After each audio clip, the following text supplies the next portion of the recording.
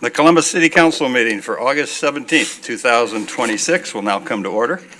In compliance with the Open Meeting Act, a current copy of the act is available in this meeting room on the agenda table. Madam Clerk, would you please call roll? Bulkley. Here. Alarcon. Here. Barr. Here. Hemer. Here. Jablonski. Here. Lopez. Polensky. Here. Roth. Here. Schilling. Here. Mayor Bulkley, the roll has been called. Council President. Our Father, thank you for the opportunity to serve our fellow citizens. Please give us your wisdom and guidance to make the proper decisions entrusted to this governmental body.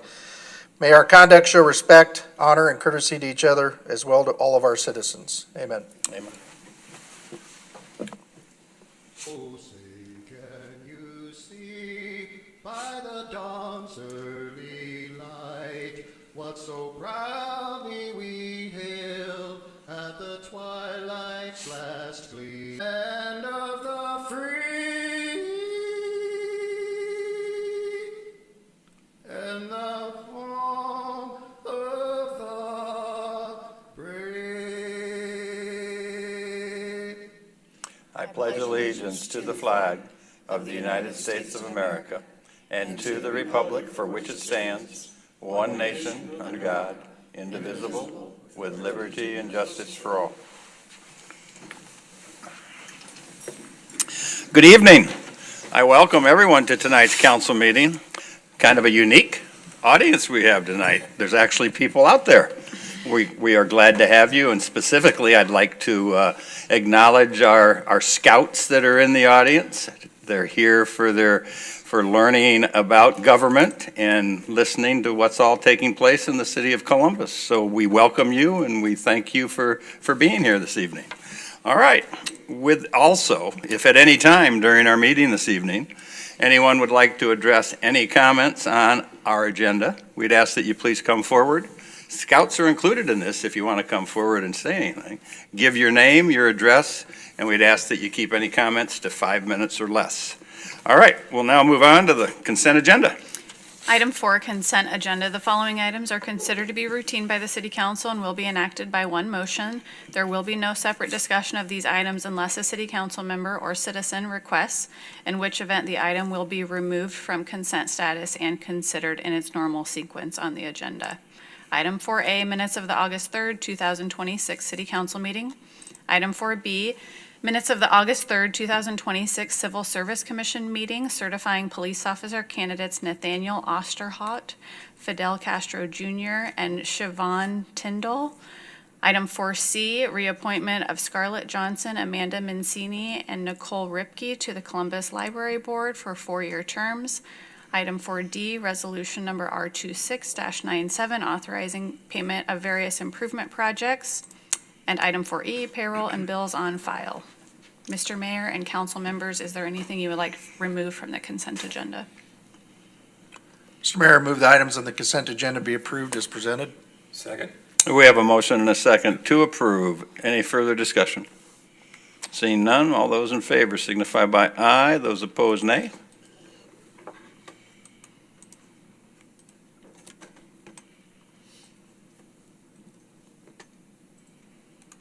Motion passes. Brings us up to public hearings. Item 7A, public hearing, redevelopment plan for Oddberg redevelopment project, redevelopment area number 6, located to the northeast of the intersection of North Cali, Colombo Street and 3rd Avenue. The Planning Commission recommends approval. Is there anyone here to speak against this public hearing?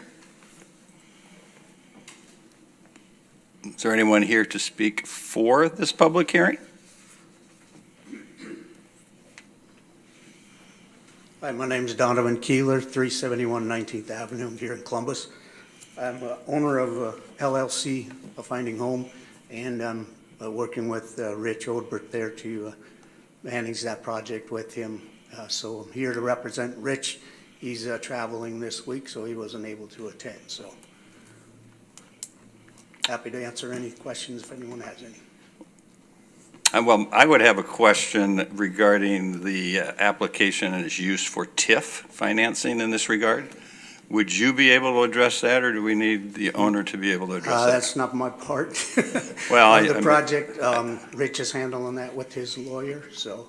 Well, my feelings are that we have, as a council, have used TIF as a tool to bring in and look at specific needs, things that the community has been short of and need of, housing, particular retail development.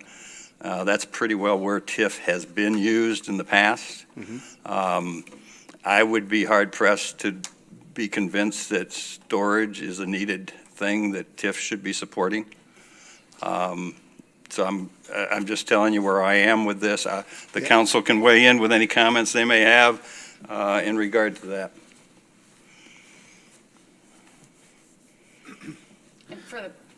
For the public's information, the redevelopment plan is the first step towards tax increment financing. That is why we are here, just so everybody understands that.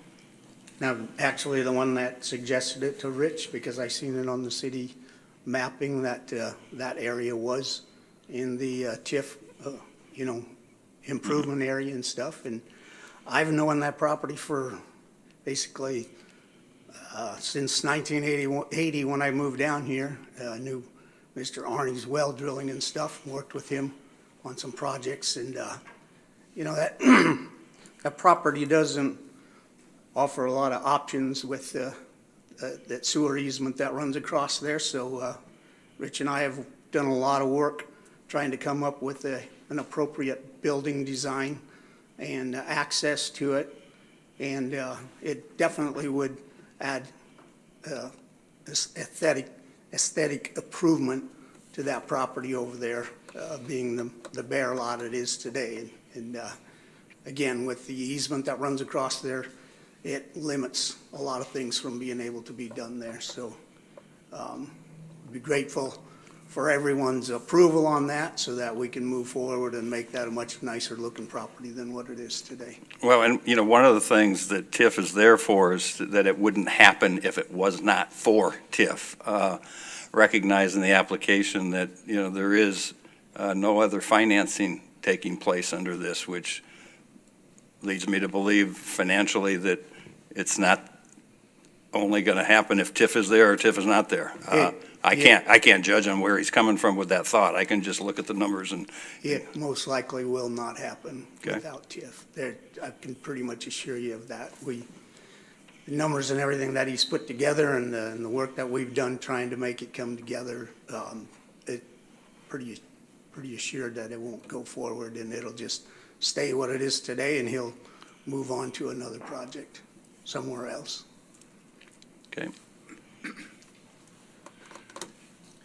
I just maybe bring up that I think in the past we have done or used TIF, and correct me if I'm wrong, for storage type units before.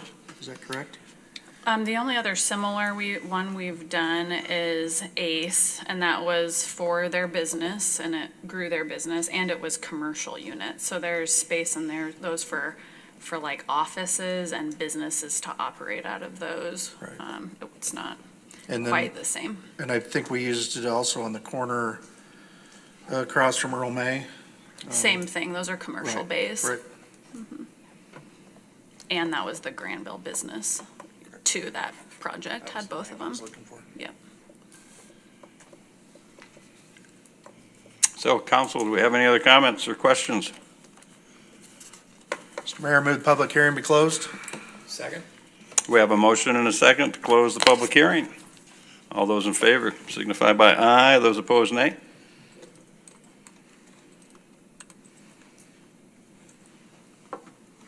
Motion passes. Thank you. Item 7A1 is resolution number R26-98, approving the redevelopment plan. Mr. Mayor, I move resolution number R26-98 be adopted. Second. We have a motion and a second to adopt resolution number R26-98. Any discussion? I think the discussion is wants and needs, or not wants and needs, but is that property just going to sit idly? But is it the best use of our tax dollars to push that project to that point? I guess that's a bigger consideration. It does meet all the criteria. It's in the blighted area. But it's a tough call. Any other comments? All right, seeing none, we have a motion and a second. All those in favor signify by aye, those opposed nay.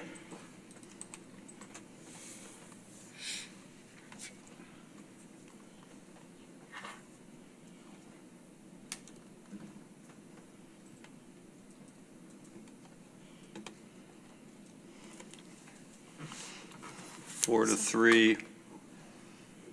Motion passed. Motion passed. Okay, A I'm resolution sorry, needs 5 affirmative votes, so a motion failed, motion failed. Unless you want to cast a vote. unless you want to vote in favor. I already spoke that I was not in favor, so Okay. motion failed.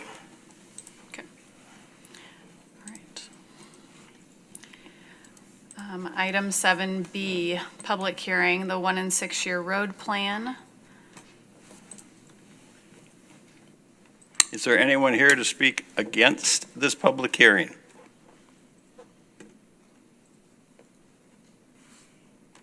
Is there anyone here to speak for this public hearing?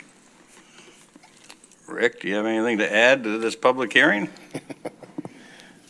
Don't believe so. It's just an annual thing that we need to do for purposes of collecting funding through the state. It's always a good thing to do to try to plan stuff out. All right. We have a motion and a second to close the public hearing. Any further discussion? Seeing none, all those in favor signify by aye, those opposed nay.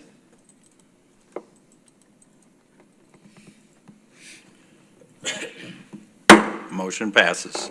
Item 7B1, resolution number R26-99, adopting the 1 and 6 year road plan. Mr. Mayor, I move for the adoption of resolution number R26-99. We have a motion and a second to adopt resolution number R26-99. Any further discussion? Seeing none, all those in favor signify by aye, those opposed nay.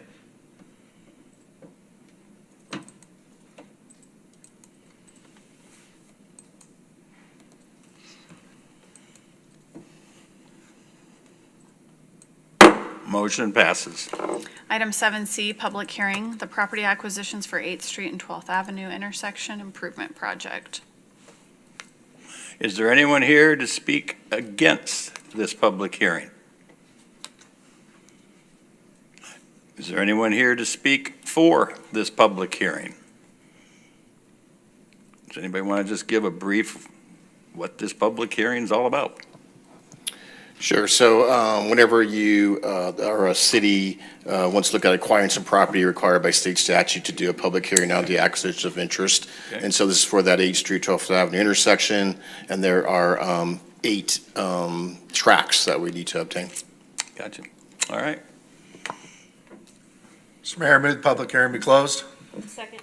We have a motion and a second to close the public hearing. Any further discussion? Seeing none, all those in favor signify by aye, those opposed nay.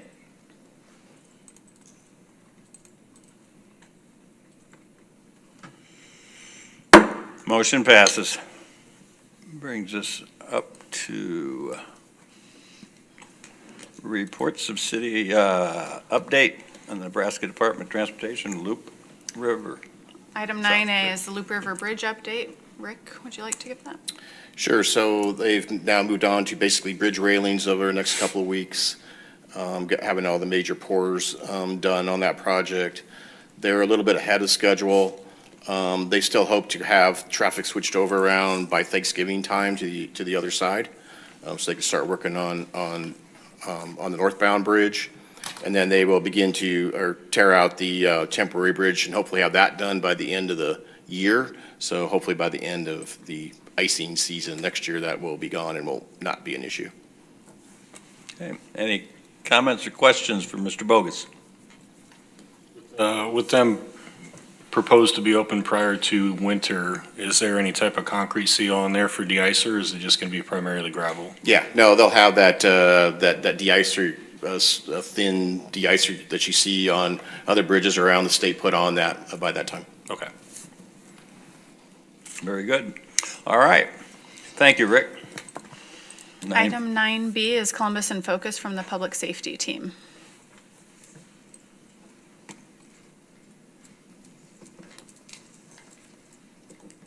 Hello, Rachel Pensick, Communications Director. Once again, the Public Safety Team is made up of the Columbus Fire Department, the Columbus Police Department, the Joint Communications Center, and along with Tara, we meet weekly. Our mission statement is posted. I think you've seen it a couple different times, so I don't feel the need to read it again. So same with our vision statement.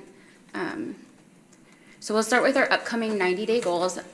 You've probably seen some of these. As you all know, I was gone for a while, and some of these goals revolved around me being involved. So now that I'm back from my maternity leave, our 90-day goals that are upcoming are emergency button activation, Mayday and firefighter down, and shots fired policies.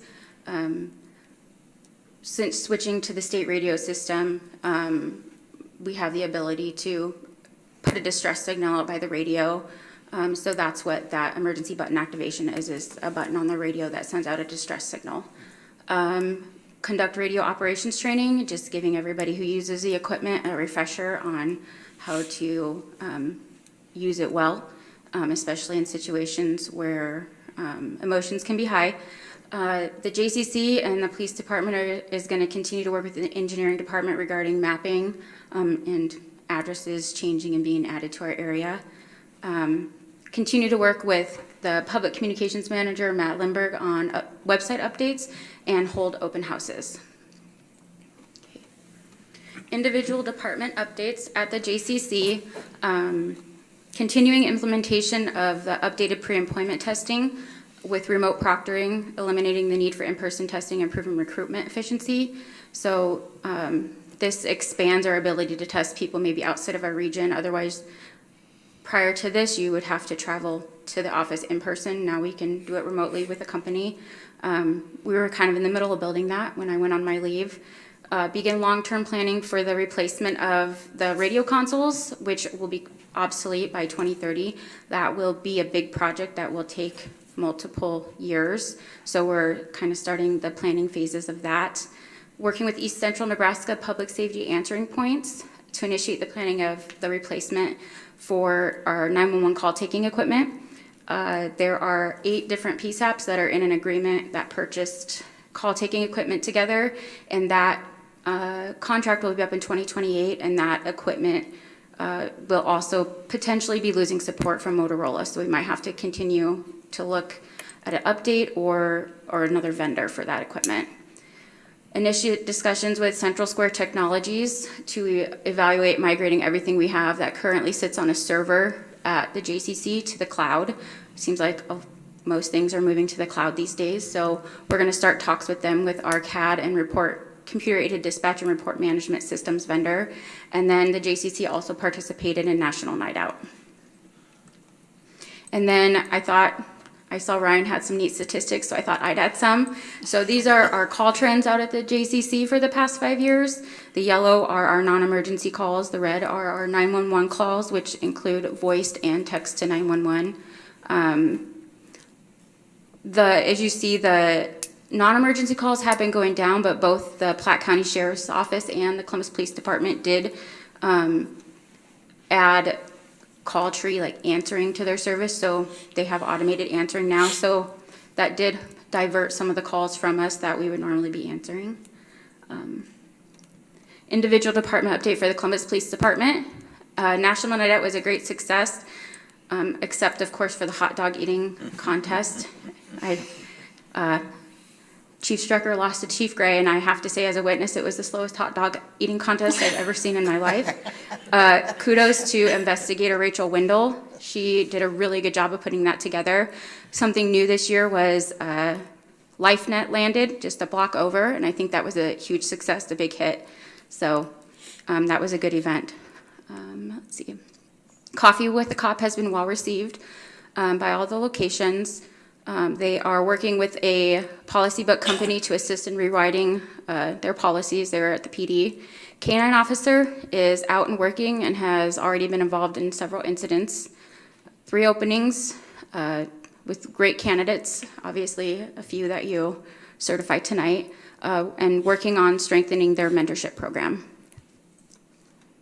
In the Columbus Fire Department, they placed a new ambulance into service at Charlie Lewis. Captain Kluver working on the implementation of staffing software for the department to better track our daily staffing, vacation, sick leave, and overtime. Captain Kluver also earned the designation as fire officer through the Center for Professional Credentialing. And Chief Gray graduated from the National Fire Academy's Executive Fire Officer Program. Captain Dunn implemented the MedVault narcotics storage system, and they're planning open houses in the fall of 2026. In the fire department's datas and trends, I don't know if you had any questions on those. I do my best to answer them, but I probably, no. Okay. Any other questions on anything presented? Rachel, do you have any updates on how the virtual tours might be progressing? Well, my department actually isn't likely going to take part in the virtual tours because of the sensitive data, and really we have one room and we can't really hide the data. So I know that those conversations have been going between Chief Strecker, Chief Gray, and I believe, have they been, yeah, you want to come on? Yeah. So. I knew you were itching to get up, that's why I asked. I'm sorry? I knew you were itching to get up. I was ready. Brett Schrager, Columbus Police Department. We kind of found, so they charge that by square foot. And with the square footage that we have with the fire department, 2 stations, and then with the police department, it was gonna be quite costly. So I think what we're gonna probably look at doing in the meantime is some type of photographic tour instead of the whole thing where you can interact with it. And that way they can see it. And it may spur someone to want to come do an in-person tour or that suffices what they were looking for. But it just came down to kind of a money thing where it was going to be, with the square footage that we have, it was going to be quite a bit of money. Makes sense. Any other questions for Rachel? Questions? All right, thank you, All right. good job. Thank you, Appreciate it. Rachel. Move on to reports of council committees. Item 10A is the Public Property Safety and Works Committee of August 17th, 2026. Item 10A1 is amend the 2027 pavement management plan and priority list. The committee recommends approval. Move the report be adopted. Second. We have a motion and a second to adopt this committee report. Any discussion?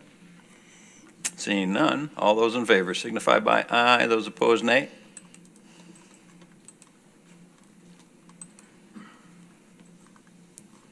Motion passes.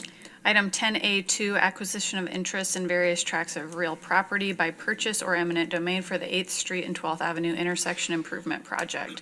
The committee recommends approval. Mr. Mayor, I move the report be adopted. Second. We have a motion and a second to adopt this committee report. Any further discussion? Just a question, you don't think we'll have to enforce eminent domain, do you? No, but we have to put that wording in there. Just curious. Yeah, no. We're not getting pushback. No. Okay, thank you. Okay, we have a motion and a second. All those in favor signify by aye, those opposed nay.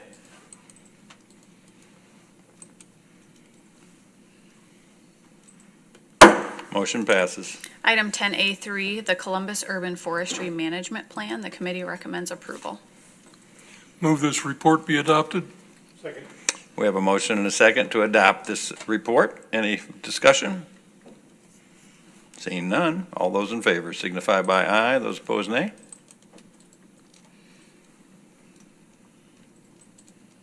Motion passes. Item 10A4, approve prohibited and restricted tree species list for the city of Columbus. The committee recommends approval. Move this report be adopted. Second. Have a motion and a second to adopt this committee report. Any discussion? Nobody wants to tell the public what we're doing with all these trees and why? How about just a little why? There's a list. The urban forestry management plan was part of a tree inventory that we did in our public park spaces.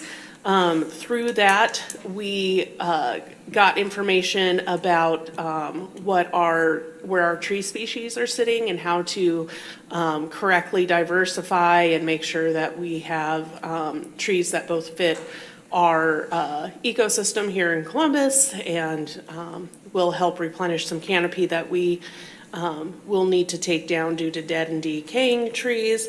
And so the last time the prohibited or restricted tree species list was updated was in 1999. And so this is bringing it up to be more modern and in line with the inventory. Very good. Any questions or comments for Betsy? Thank you very much. All right. We have a motion and a second to approve. All those in favor signify by aye. Those opposed, nay.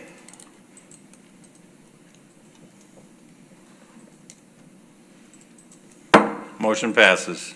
Item 10A5 to amendment to Chapter 96 of the Columbus City Code regarding trees. The committee recommends approval.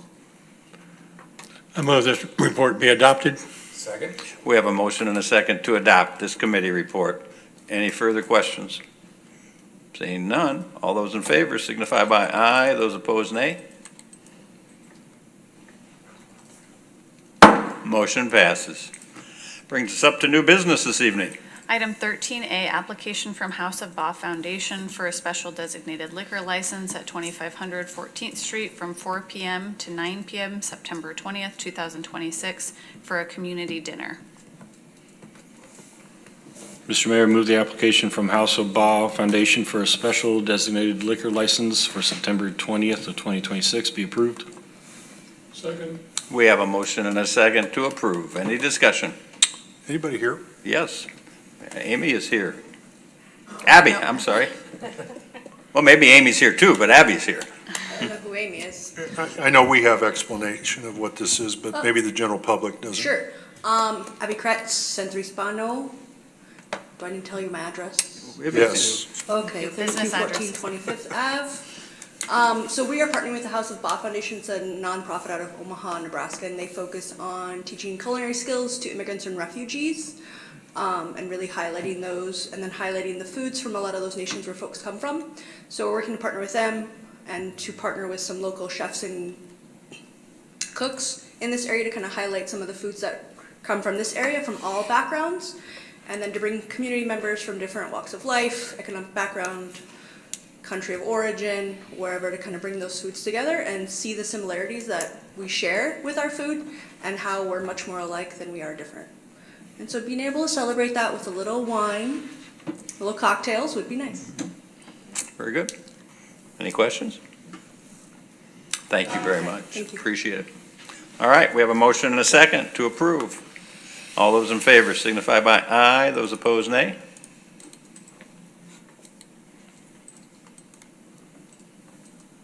Motion passes.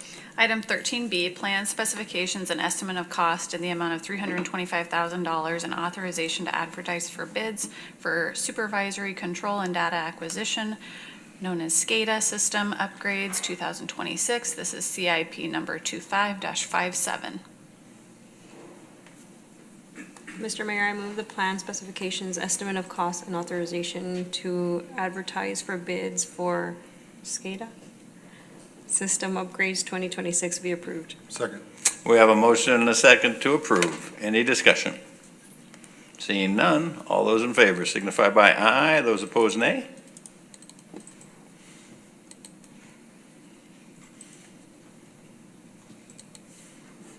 Motion passes. Item 13C, comments from the mayor and city council members. In compliance with the Open Meetings Act, no discussion may be held on this item. Do we have any comments from council members this evening? None? I would just remind the public that I once again will be available from 9 to 10 on Saturday morning in the library for an open discussion with anyone that wants to come and talk to the mayor about whatever they may want to come and talk to the mayor about. Okay, we'll move on to resolutions. Item 14A, Resolution R26-100, authorizing acquisition of interest in various tracts of real property by purchase or eminent domain for the 8th Street and 12th Avenue intersection improvement project. This is CIP 25-35.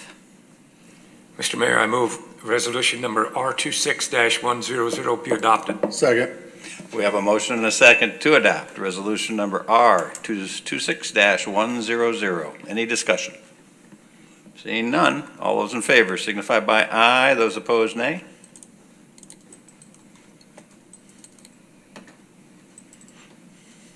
Motion passes.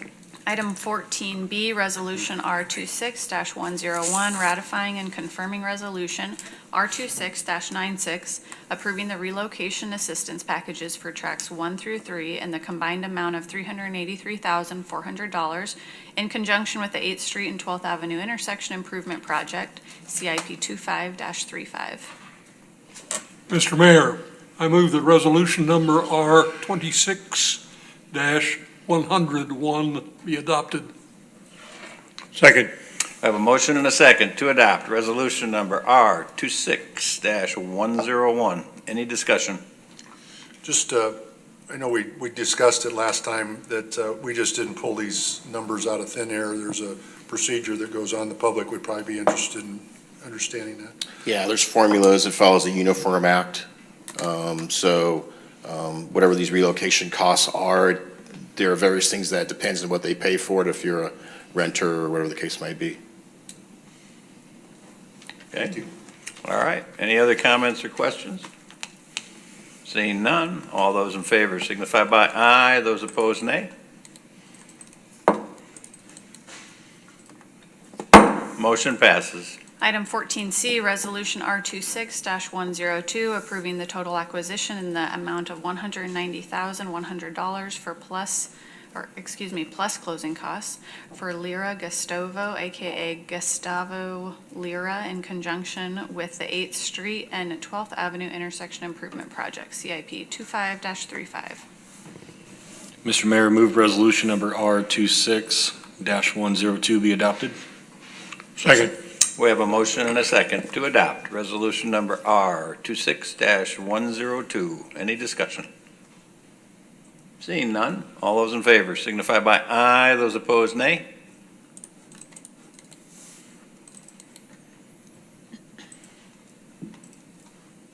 Motion passes. Item 14D, Resolution number R26-103, adopting lists for approved, prohibited, and restricted tree species on public property. Mr. Mayor, I move for the adoption of resolution R26-103 be adopted. Second. We have a motion and a second to adopt resolution number R26-103. Any discussion? I'm just sad that you're not eliminating the trees on the golf course. Well, as much as you hit them, they may be damaged and need to get removed anyway. All right, we have a motion and a second. All those in favor signify by aye, those opposed nay. Motion passes. Item 14E, Resolution number R26-104, dissolving the American with Disabilities ADA Compliance Committee for the City of Columbus. Mr. Mayor, I move resolution number R26-104 be adopted. Second. We have a motion and a second to adopt resolution number R26-104. Any discussion? I just think it's important the public know that this has been in front of the committees. It's been discussed. It's basically a need that's not needed anymore. It's a meeting that we have because you have meetings, but many times there's nobody there, there's not a need. And everything that this committee has done over the years will continue to be looked at and followed up if there is a need. So it was just streamlining what we've had in the past and moving forward what we'll do in the future. Right, it doesn't negate the city's Obligation. obligation to follow ADA laws, and it doesn't change anything about our implementation plan either. All right. We have a motion and a second. All those in favor signify by aye. Those opposed, nay.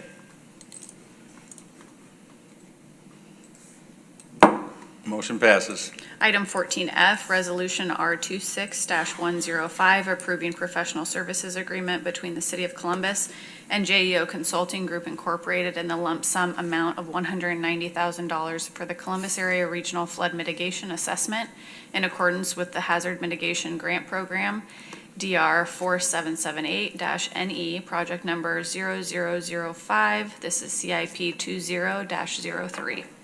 Mr. Mayor, I move for the adoption of resolution number R26-105. Second? We have a motion and a second to adopt resolution number R26-105. Any discussion? Will we be getting any funding support from anybody, or is this just all on our own? Yeah, no, the grants is around $142,000 will be the grant, and then one of the partners is Low Loop NRD, and they're participating in it as well. Very good. Thank you.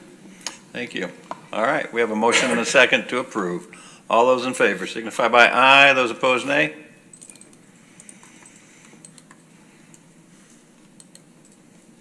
Motion passes. Brings us up to ordinances on their first reading. Ordinance number 26-16, amending City Code, Chapter 96 regarding regulations on trees. Mr. Mayor, I move the rules be suspended and ordinance number 26-16 be read by number only. Second? We have a motion and a second to suspend the rules and read ordinance number 26-16 by number only. Any discussion? Seeing none, all those in favor signify by aye. Those opposed, nay.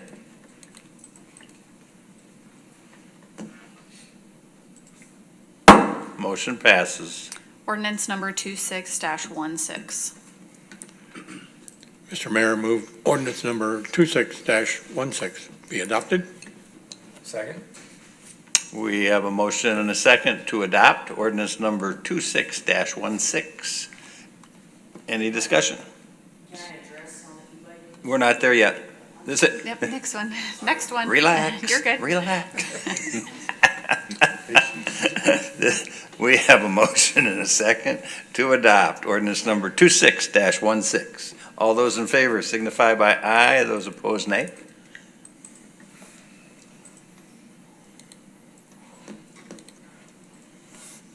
Motion passes. Brings us up to ordinances on their second reading. Item 16A, ordinance number 26-15, amending City Code Chapters 70 and 71 to include definitions, regulations, and penalties regarding e-bikes, hoverboards, and lightweight e-scooters. All right, we have ordinance on its second reading, which also would allow for any public comments. Council, have any comments first that they want to add? Or you'd like to just hear from the audience to begin with? All right, please. We could tell. Hi, I'm Natalie Porter. If I may, I'm just going to read what I have. Give us your address, Natalie, just so we have it, please. 1462 32nd Avenue, Columbus. I'm here tonight not to oppose the ordinance necessarily, but to address some of my concerns. First off, I want to agree strongly that something needs to be done because the safety of everybody in the community, especially the children, it needs to be updated from I believe it was the 1999 ordinance that's currently on the books. On the other side of this issue, a lot of adults, including myself, use these devices not as toys, but tools as modes of transportation. As an e-bike owner, I've enjoyed casual rides, but also was using it as a way to get to work and run errands. I purchased my e-bike during the highway construction, and it didn't take me much longer to get to work versus driving my vehicle. I had the headlight, the tail light. The majority of the time I wear my safety vest, which I get a lot of guff for, which I always reply, hey, have you seen the drivers out there? I know a lot of people who use these devices for various reasons, whether they don't have a vehicle or theirs is inoperable. When I first got my bike, Councilman Barr, I actually ran into you on the street. You probably don't remember, but we were coming down by the post office and you roll up next to me, put your window down. I didn't know what to expect. I looked up for rules, couldn't find nothing. So I was like, oh boy, what's this gonna be? And you said, that thing moves along pretty good. We had a quick chat, the light changed green, and we went on our merry way, and we just coexisted on the road quite nicely. My biggest concern is the 25-mile-an-hour speed limit. I have yet to find a way to get to work that is on roadways that are 25 mile an hour or less. My normal route is take down 15th Street or 17th Street, and I go to work 4:30 or 5:30 in the morning, so traffic is very limited. But if I were to try to find a different route, it would significantly hinder how timely a manner I get to work. Also, the last little jaunt is 45 mile an hour, and trust me, I want to be safe and I don't want to hinder traffic. But I also don't quite understand the downtown business improvement district that does not allow the e-bikes on it, or that's in the proposition right now, because I actually ride my bike to this building to use the library facilities, and I don't know if that's what's included in that district or not, but when I come down here, I try my best to be very cognitive of other people and get off and walk it up onto the sidewalk and lock it. I also feel the comparison in the article to Lincoln and Omaha metro areas is like comparing a town such as Humphrey to Columbus. It's apples and oranges. I looked up Fremont and Norfolk, which I feel is more comparable, and they are regulated, as far as I can tell, compared to pedal bikes, not any other devices. Everyone I've discussed this topic with at work, which I have several, I work at BD, so I work with hundreds of people, and they all brought up the age issue. If we're all held to what children are doing, we want the children safe, I understand, but I have a motorcycle license and an operator license. Why am I being held to a standard with children who cannot operate vehicles? And also I know several adults that ride their e-bikes and scooters with their children and do it in a very safe manner. They have curfews and driving restrictions, and I'm not understanding why I would be restricted in my riding of my e-bike. I do have the state statutes on mopeds and e-bikes, and I'm sure you guys already looked them up, but let's see, the e-bike powers can't exceed a certain wattage, 750. There's different classes of them. There are no age limits right now or helmet mandates. The mopeds must have pedals, and the motor cannot exceed 50 cc, and the speed limit does not go over 30 miles an hour. That's what I have. I trust that the elected officials of this community will come to a reasonable conclusion to this city ordinance. Thank you. Well, Natalie, just a few comments. First of all, you referenced Fremont and Norfolk, and you could add in a whole lot of other communities that haven't changed their rules because, you know what? They didn't have any rules on these. There's not very many communities in Nebraska or around the country that aren't doing exactly what we're trying to do, and that is frame some rules and regulations, because this is a brand new thing. And, so we're working from, not a lot of history and not a lot of places we can reach and say, well, they had that and it was good, we can copy that. We're all kind of doing this together as we move forward. So, I think if you would talk to these other communities, they don't maybe have it on their books today. They're going to be having something on their books shortly. The comment, I think the biggest takeaway I have from what you're telling me is, rules of the road. If you're on a bike, whether it's an e-bike or a pedal bike, rules of the road. And that's what we have said all along. And I think that's what you need to recognize. This needs to be enforced as rules of the road. You can help me with the comment about the BID, the downtown. If I want to ride a bike downtown, I can ride a bike downtown. Can I not? Well, and it might be best for Brett to come up here because the police department is proposing different rules for motorized bikes than they are for pedal bikes. You can have a pedal bike in different places than you can a motorized, and Brett can come talk to this. But this is a conversation we kind of had before. This came forward, adults versus adolescents operating these, the 25 mile per hour road thing. I did bring up that too, so maybe Brett can address them and the council can consider your comments. Natalie, thank you. Again, Brett Striker, Columbus, please. You know, the differences are because of the speed of these bikes. A bicycle is going to be, you know, top speed can't be maintained for very long, and these can. And so we needed to limit some of the places that they went for safety reasons. And, you know, I understand her concern with the adult versus kid thing. I you know, that is something that, like, city administrator said, that we talked about. But at this point, you know, we just want to make sure that we don't have, I know there's been significant accidents in Bennington and in another town, I can't remember, and we're just trying to avoid that from happening here. I've worked child deaths, and they're one of the worst things I've ever worked. And what about the issue of adults versus minors? Is that something you guys looked into? Yes.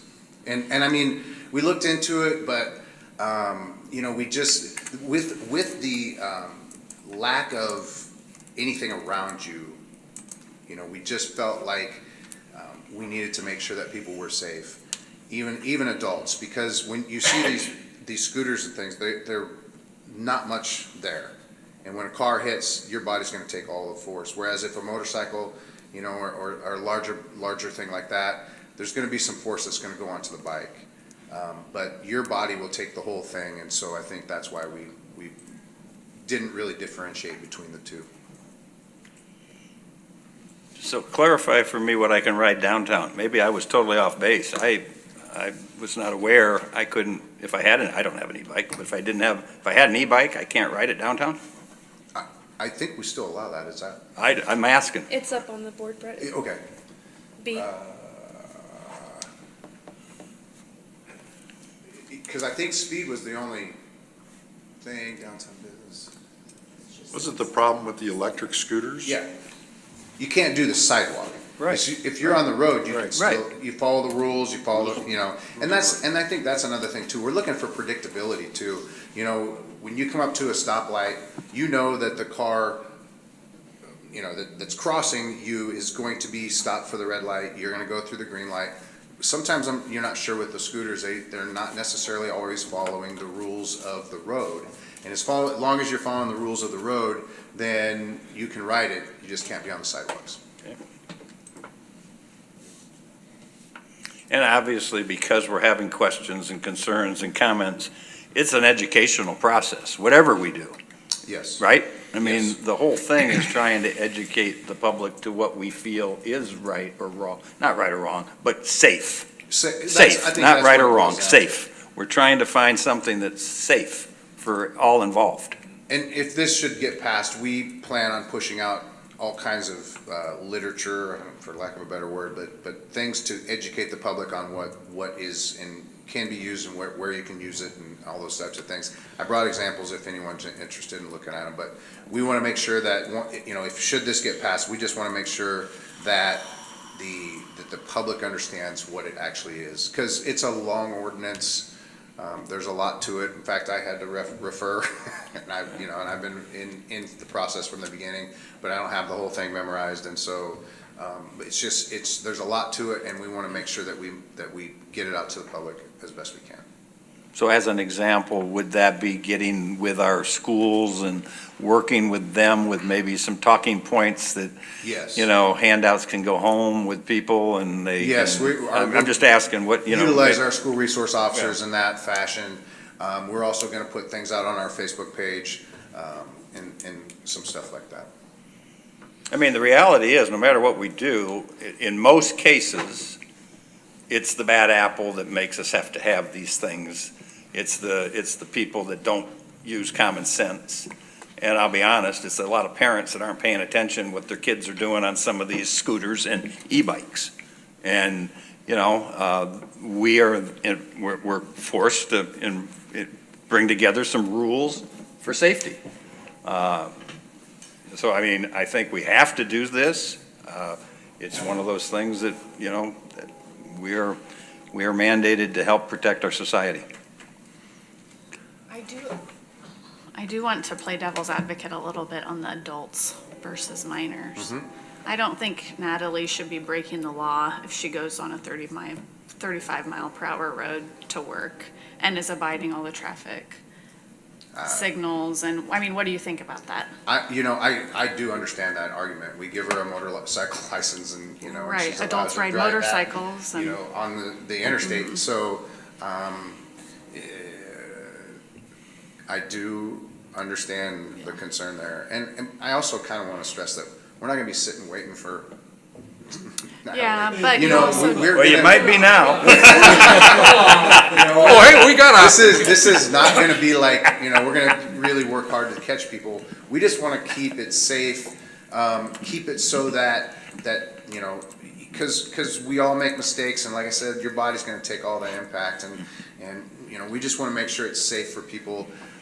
If you're riding it and not causing problems, probably you're not going to get stopped. But if you're whizzing in and out of traffic, that's what we're trying to avoid. In light of that comment or Tara's thoughts, does there need to be any tweaking done to the ordinance that we're trying to put together? I mean, you got some specifics. We have some specifics in there. Does that wording need to change so you're not hung out there going, how come I did this to them and didn't do that to them? And that might be worth looking into as far as, like I said, I think we did look into that a little bit, but, her motorcycle license comment is hard for me to say. I can't take that into consideration. So I think it might be that we say if you have a valid driver's license, valid motorcycle license, maybe that might be a requirement too. You can go on those roads that are a little bit higher speeds.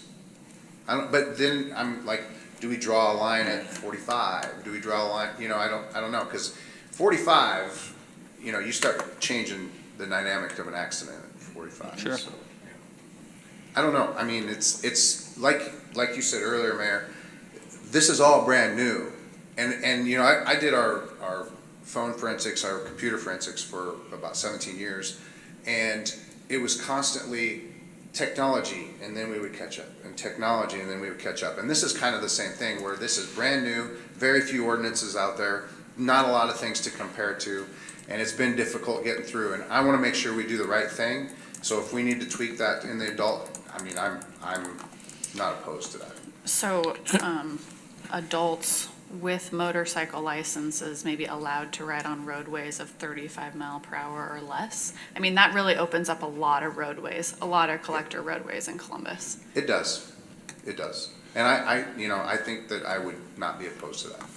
Chief, quick, the UTVs, they're not allowed to go past 35 miles an hour by state statute, is that correct? So we wouldn't be totally out of line saying 35 is a max. 35 would, okay, but. And they're pretty well protected. We want to make sure that they can go, we're talking about going on the road that has that speed limit though, is that, I want to make sure I understand. 35 and less, yeah. So I mean, you're right, that opens up quite a bit, and it would be comparable to the UTV. So I have a question on the motorcycle license portion. Do we fear that would open it up to people requesting, can they obtain their motorcycle license with an e-bike? I don't believe so. I don't think that the state, because that's the other thing, the state's behind. Or just operator's license? Yeah. Maybe we just go operator's license, I guess. You can get an operator's license without a vehicle. I'm sorry. You can get an operator's license without a vehicle, but you can't get a motorcycle license without a motorcycle? Is that what we're saying? No, I think he's saying if you're gonna, will the state allow to get a motorcycle license with a e-scooter or whatever? Is that what you're? Yeah. Use that as their item to drive, which. Right, we're saying the same thing. Okay, maybe, I'm sorry. You can't get a motorcycle license without. A motorcycle, yes, right. I'm sorry. But you can get an operator's license, a regular license. as long as you're 16 or 18. I guess. Yeah, but they're still driving, or at least you had to have taken driver's ed. So you need to Right, so do- you need to have it is. Yeah, yeah, sorry. Yeah. I was not understanding that. Chief, at the end of the day, it's, do you feel what we're proposing is, first of all, enforceable, and second of all, do you think it's safe enough? Yeah, it's enforceable.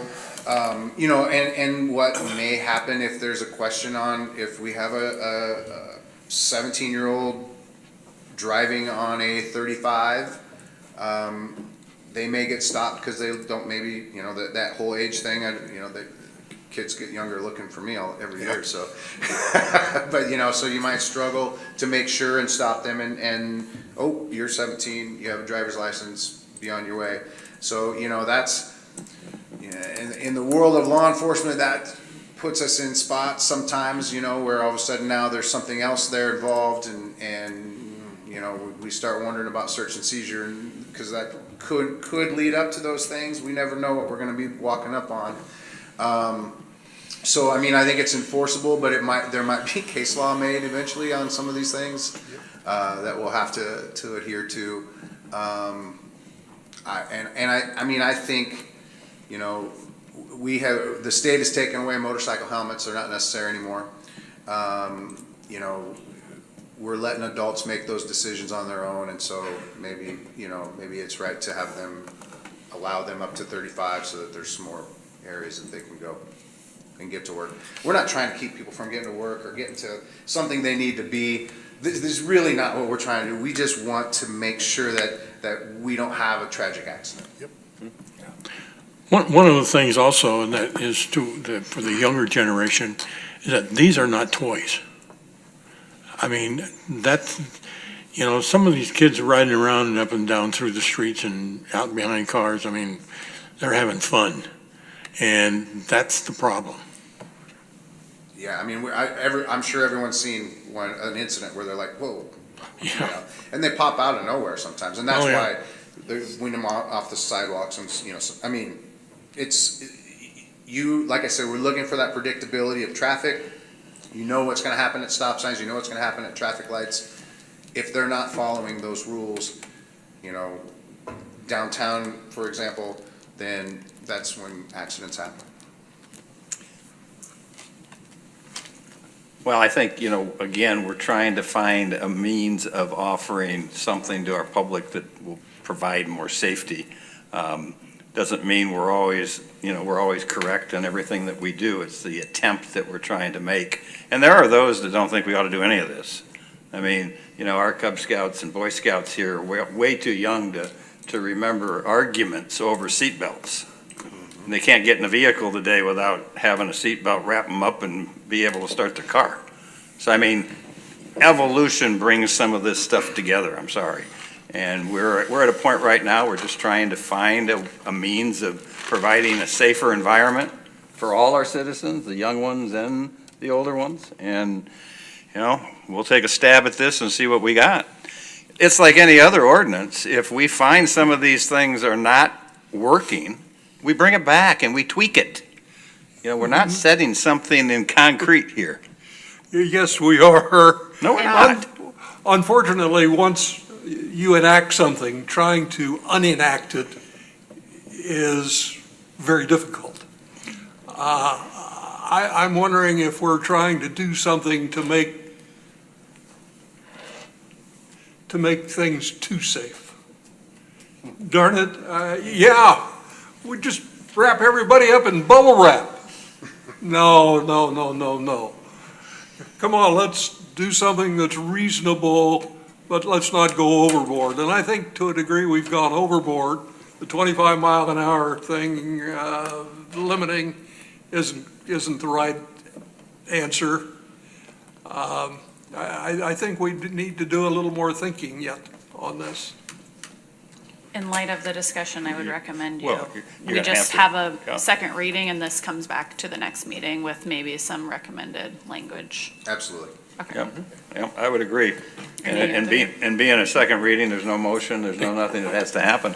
So I appreciate everybody's thoughts and comments, and it's exactly what you want to get out of this type of reading. Is there more comments? Are there more comments? Is there anybody else that would like to comment? Let's talk about Well, Frankfurt. then, you can't do it from back there, ma'am. You've got to come forward. To talk about Frankfurt Square, Well, is that, I'm sorry. I don't know if I can say anything, I live in Genoa, but I just wanted to leave a thought to think about. Please give your name and address. Sharon Unick, 47980 State Highway 39 in Genoa. I'm also a sociology major, mental health major and things like that. And I work with Cub Scouts and I work with kids and families that require financial aid. And the thing I want to bring up to keep in mind is sometimes these e-bikes are all some people in our community as adults can afford to get to work. So I just wanted to kind of leave that thought process. And sometimes it's the only way that kids can get to school. We don't have a bus system in Columbus, from my understanding. So just wanted to leave those thoughts on your mind as you discuss this further. That's all. Awesome. Thank you very much. Those are great thoughts, but as we've said too, rules of the road. I don't think anybody's going to be looking for somebody doing something wrong unless they are. Anyone else with comments this evening? I also don't live here in Columbus, but Zelphia Graham, 409 3rd Street in Silver Creek. I had it while they were talking. I was wondering, everybody's concerned about the kids. How about, is there something you can do like the Hunter's Education Program? My kids all hunt. They had to do the Hunter's Education Program before they could go out. So is there a way we can have a scooter, e-bike education for these kids? I would think that's something that might evolve out of this as we get working with the schools and with the other organizations that could happen. If they have it, they can Yeah. ride. It might be something to add into to help with the kids and the adults. I mean, it's kind of like, I don't have to, your kids don't have to take driver's ed, but it helps. Right. Okay? So I mean, it could be something that could be offered. I don't think it's our position to have to put that in a rule. I love the idea. It might be a good idea, and it might help that you get with, that, yeah. even the police departments, and, hey, look, I've taken this, and just something to consider. Yep, thank you, appreciate it very much. All right, any other comments or concerns? Again, this was a second reading, time for comments and thoughts, and we appreciate all of them. We'll bring it back at our next council meeting with some revisions and further discussion. All right, with all that, I would say meeting adjourned.